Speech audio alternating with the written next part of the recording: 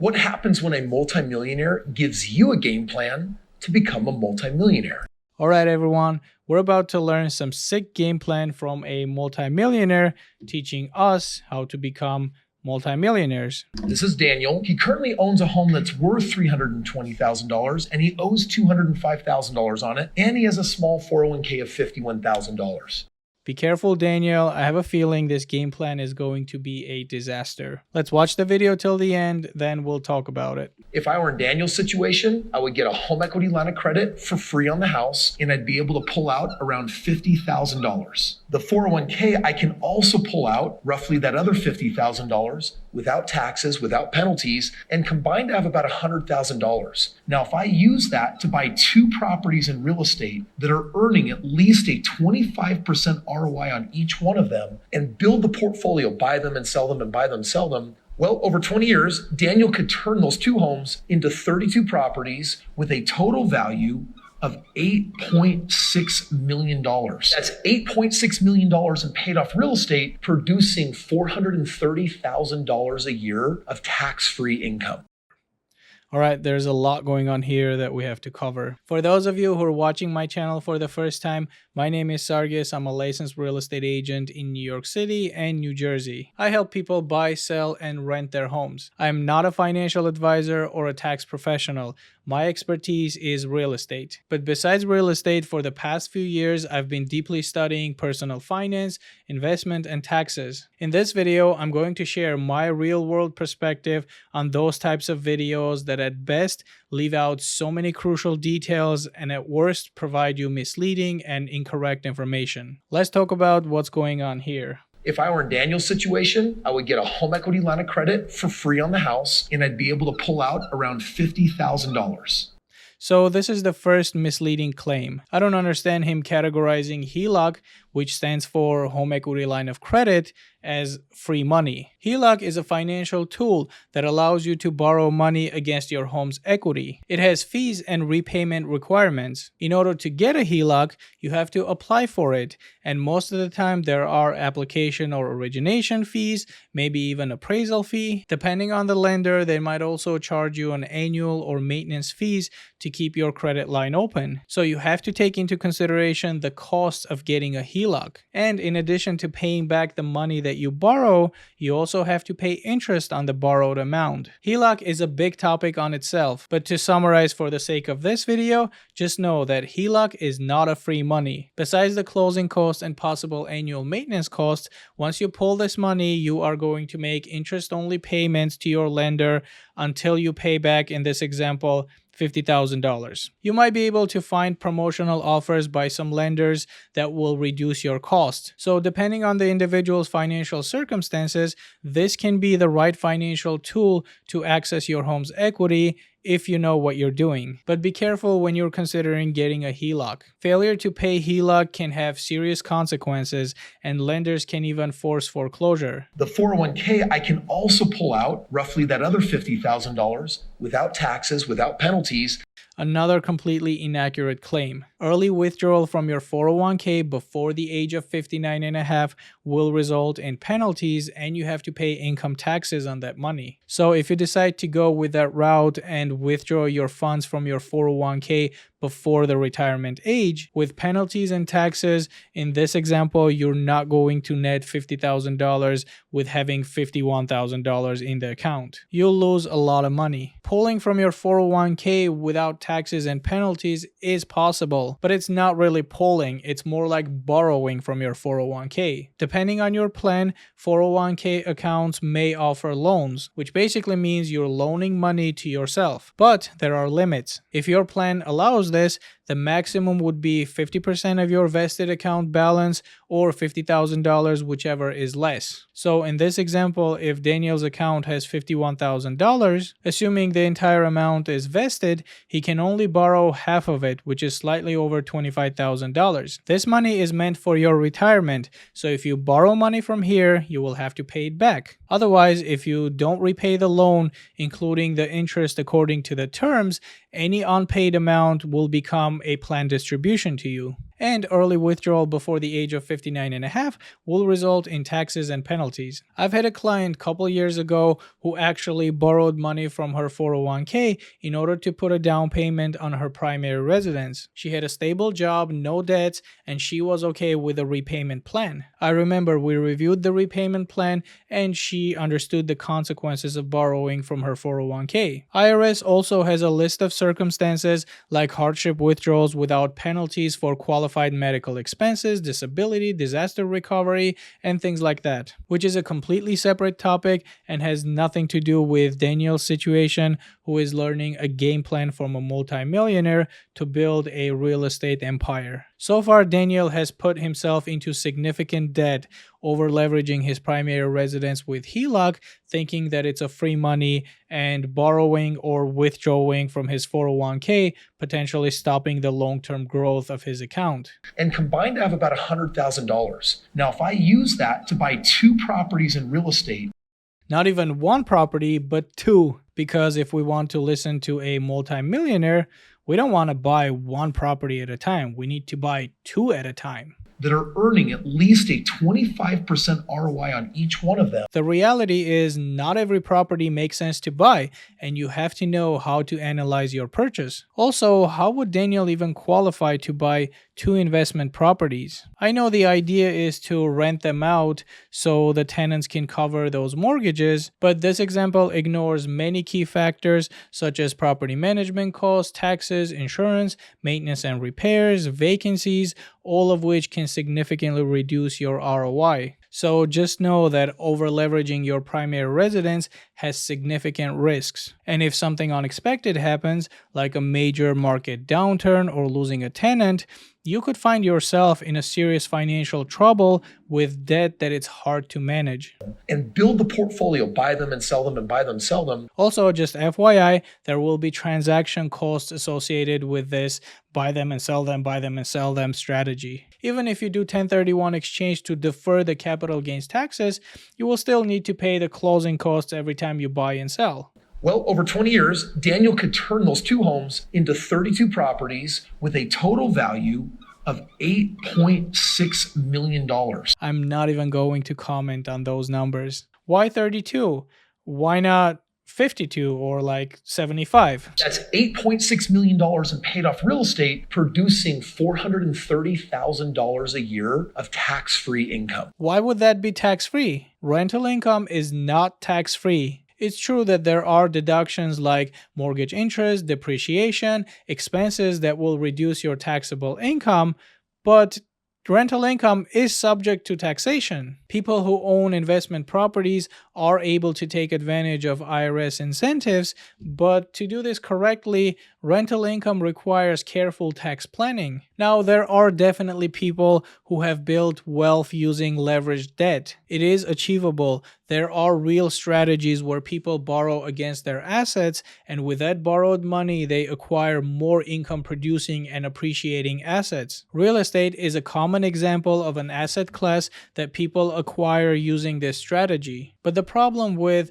videos like this, in my opinion, is the way they make it sound so easy and risk-free, as if everything will go exactly as planned. This overlooks a lot of critical details and risks. And I'm not even talking about all the incorrect information that is being presented. Real estate investing can be a powerful way to build wealth, but it requires careful planning, realistic expectations, and strong understanding of the financial risks involved. Taking advice like this at a face value without considering the risks, educating yourself, and doing proper due diligence could lead to financial trouble instead of wealth. So be careful and get professional advice if you're going to leverage debt to build a multi-million-dollar real estate empire. What are your thoughts these days about renting versus buying? People call in and ask, what's better?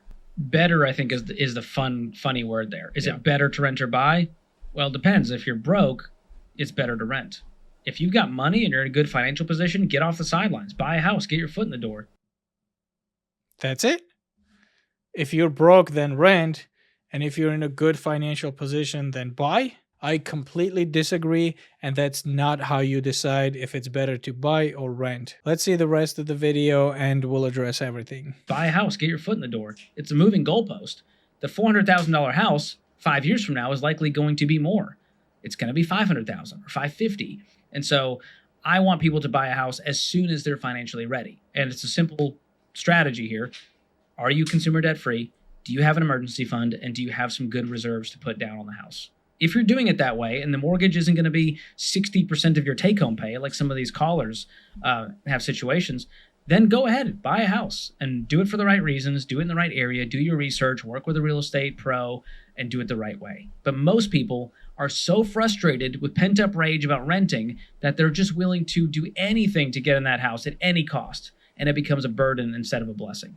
That's what pains me when people call in, they made that mistake. The biggest point I suggest paying attention to is the fact that the process of making a decision to buy or rent is a completely different process than the process of buying your home the right way. By the way, just a side note, as a real estate agent, I get asked the question, should I buy or continue renting, pretty often. That, in my opinion, is one of the worst questions you can ask to your real estate agent. This question on itself is a whole separate topic, and I'll make a video explaining in details why you should never ask this question to your real estate agent, and instead what kind of questions to ask to your real estate agent and how to make this decision correctly. I'll also explain how I approach this question when people ask me. But in short, for the sake of this video, the answer to the question, which one is better, buy or rent, provided by your real estate agent, most likely has a conflict of interest. Just press that subscribe button to make sure you get notified when I make that video. Now back to this video. The reason I mention it is because the question in the video was, is it better to buy or rent?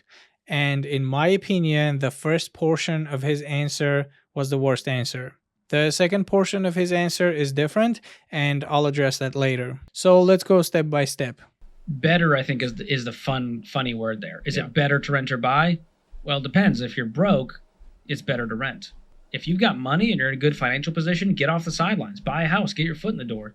Absolutely no. If you have money and you are in a good financial position, that does not mean that you should get off the sidelines and buy a house. In my market, which is New York City and some parts of New Jersey, there are many wealthy and financially qualified people who continue renting. And renting makes more sense for them. Buy versus rent decision has two parts. There are financial factors of the decision and there are non-financial factors of the decision. Without knowing the individual's financial situation, personal challenges, long-term and short-term goals, giving an answer to a broad audience that if you are in a good financial position, then you should buy, in my opinion, is wrong and does not make any sense. For example, the financial factors of the decision buy versus rent are the cost of ownership versus the cost of renting, the opportunity cost for the down payment and closing costs, equity and investment potential for your specific market, overall market conditions and market trends in your area, also the tax benefits of owning a home. Non-financial factors are flexibility.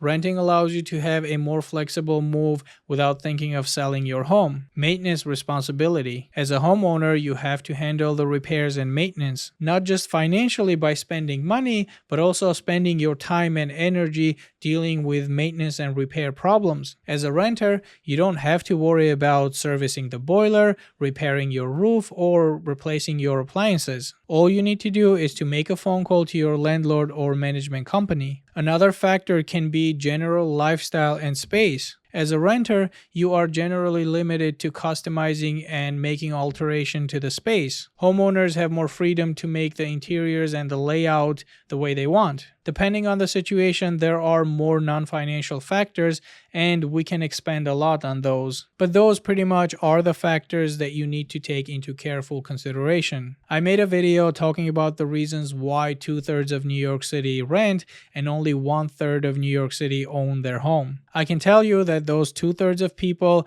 are not all broke people who can't afford to buy. A lot of those people can afford to buy, but it's better for them to rent. You can watch this video if you're interested. The link is in the description below. People living in major metropolitan areas like New York, LA, or San Francisco have different lifestyles and different goals compared to people living in suburbs or small towns. The cost of living is different. The inventory of homes available for rent and for sale varies significantly depending on the location. Buy a house, get your foot in the door. It's a moving goalpost. The $400,000 house 5 years from now is likely going to be more. It's going to be $500,000 or $550,000. How do you know this? Yes, generally real estate appreciates over the long period of time. The appreciation rate depends a lot on the specific local market and a lot of external economic factors. Just because in the past there were time periods in specific markets when properties appreciated at a higher rate, this doesn't mean that it will continue at the same pace for every 5-year period in every market. This is the median sales price of houses sold in the United States from 1963 until today. Yes, overall home prices are appreciating, but just because we see a big appreciation, let's say in a post-pandemic market, doesn't mean that this chart will continue going up at the same pace. Where do we go from here? Can you safely assume that it's going to be like this? Of course no. Also, the specific local market matters. There are many instances in New York City, depending on the property type, I've seen sales where people sell it at a loss. We have a lot of complicated types of properties here that have a very different appreciation history. Again, every market is different, and you can't generally assume such a high appreciation rate for every market in every 5-year period. Also, property values in some cities are closely tied to the dominant industries in the area. If those industries experience a major economic downturn, your home value could take a hit. The bottom line is, predicting the appreciation isn't a simple thing. Plus, keep in mind that this appreciation is an unrealized gain, which means your net worth on the paper goes up, but this money isn't accessible to you until you sell your home or utilize financial tools to tap into your home's equity. Just like the first guy was suggesting, a HELOC is one way to access your home's equity. But remember, it's not free. Home equity loan, cash out refinance are a couple other ways of accessing the equity of your home and taking advantage of appreciation. If you know what you're doing, you know the purpose of that money, and you are prepared to pay back the debt, including the interest. So the point is, unless you are leveraging the appreciation by using financial tools to access the equity for a specific purpose, the only time your home's actual value truly matters is when you decide to sell it. And so I want people to buy a house as soon as they're financially ready. And it's a simple strategy here. Are you consumer debt free? Do you have an emergency fund? And do you have some good reserves to put down on the house? If you're doing it that way and the mortgage isn't going to be 60% of your take-home pay, like some of these callers have situations, then go ahead, buy a house and do it for the right reasons, do it in the right area, do your research, work with a real estate pro. I agree with this. The second part of his answer is fine, but that's already assuming that you decided to buy. For most people, just like he said, if you have emergency funds saved, you are consumer debt free, you have good reserves to put down, if you have the right reasons to buy, which means that you already decided that buying is the right choice for you, then you should work with the right people, such as your real estate agent, mortgage broker, real estate attorney, and so on, to make sure that you are going through your buying process the right way. So in conclusion, the process of making a decision whether it's better to buy or rent is a completely different process than the process of buying your home the right way. Be very careful who you're listening to. That's it for today's video. If you got any value, let me know if I should continue reacting to those types of videos. Also, there is a link in the description of this video where you can schedule your one-on-one call with me if you're looking to buy, sell, or rent here in New York City, or if you just have any questions about New York City real estate. Thank you for watching, and I'll see you in the next video.